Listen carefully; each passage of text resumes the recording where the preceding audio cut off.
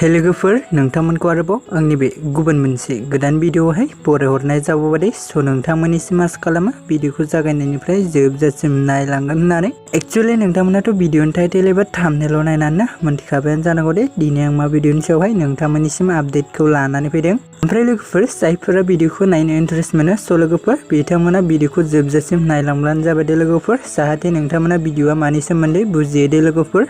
Actually लोगोफोर आं दिनै मैना आबुं बर' सावथुननि सायाव नोंथांमोननिसिम शेयार खालामनो होनना सानदों दे लोगोफोर स' नोंथांमोना भिडिअखौ जोबजासिम नायलांब्लानो जाबाय दे लोगोफोर।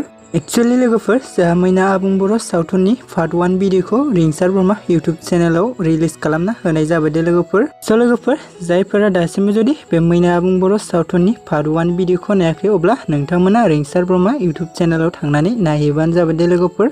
ओमफ्राय लोगोफोर बेबायदिनो माखासे फैनो गोनां पार्टफोरखौबो नायबावनो थाखाय नोंथांमोना रिंसार ब्रह्मा इउटुब चेनेलाव थांनानै चेनेलखौ साबस्क्राइब खालामना लाहैबानो जाबाय दे लोगोफोर। मानोना नोंथांमोननि सापर्ट आरो मदद मोनोब्लानो बिथांमोना फैनो गोनां माखासे पार्टफोरखौबो थाबैनो रिलिज खालामना होगोन दे लोगोफोर। स' लोगोफोर ओमफ्राय भिडिअखौ जायफोरा नायनानै माबायदि मोनदों कमेन्टनि गेजेरजों फोरमायहरबानो जाबाय दे लोगोफोर। ओमफ्राय लोगोफोर जायफोरा भिडिअखौ दासिमबो जुदि नायाखै अब्ला नोंथांमोना थाबैनो नायहैबानो जाबाय दे लोगोफोर। स' लोगोफोर बिदिब्ला दिनैनि आपडेटआ बेखिनियानो मोनदे लोगोफोर। ओमफ्राय लोगोफोर नोंथांमोना बेबायदिनो गोदान भिडिअ आबुं बर' सावथुनफोरनि सोमोन्दै मिथिबाय थानो थाखाय आंनि गोदान चेनेलखौबो साबस्क्राइब खालामना लाबानो जाबाय दे लोगोफोर। आरो लोगोफोर खाथियाव थानाय बेलनि आइकनखौबो अल प्रेस खालामना लादो लोगोफोर जाहाथे आं भिडिअ रिलिज होयोब्ला नोंथांमोननिसिम नटिफिकेसना थाबैनो सौहैयो दे लोगोफोर।